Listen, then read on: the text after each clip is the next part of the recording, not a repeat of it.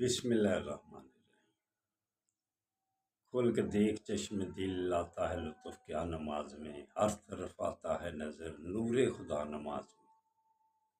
اٹھو مسلمانوں اپنے مقدر جگا لو، نماز ادا کر کے اپنے اللہ کو منا لو۔ میرے دوستوں، میرے برخورداروں، اگر اٹھ کر آپ نماز ادا کر لیتے ہیں تو آپ کے مقدر جاگے ہوئے ہیں۔ اگر آپ نماز کے بغیر زندگی گزار رہے ہیں تو سمجھو آپ کے مقدر سوئے ہوئے ہیں۔ تو میرے دوستوں، میرے برخورداروں، نماز ادا کرنے کے بعد اللہ کے ناموں کا ورد یاد تواب ہو،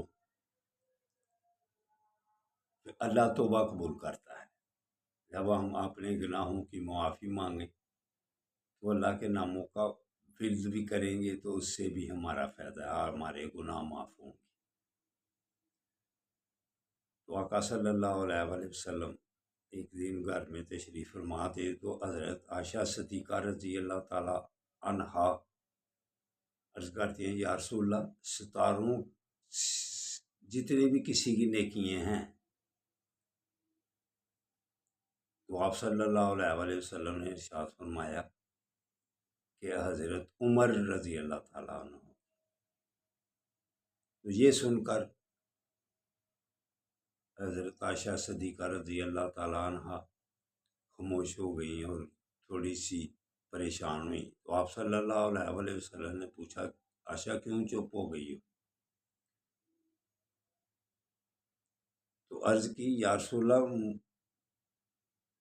مجھے یہ پتا تھا کہ شاید آپ میرے ابو جی کا ابو بکر صدیق رضی اللہ تعالیٰ عنہ کا نام لیں گے۔ تو آپ نے مسکرا کر فرمایا، اس کی ایک نیکی ہے جو غار ثور والی ہے، وہ ان سب کے ایک نیکی برابر ہے۔ تو پھر وہ مسکرا دے۔ تو میرے دوستوں، میرے برخورداروں، کہ یہ مقام ہے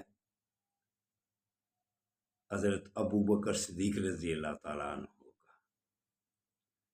تو اٹھو، اٹھ کر نماز ادا کر لو اور اللہ کو راضی کر لو۔ خدا حافظ، خدا حافظ، اللہ حافظ، اللہ حافظ۔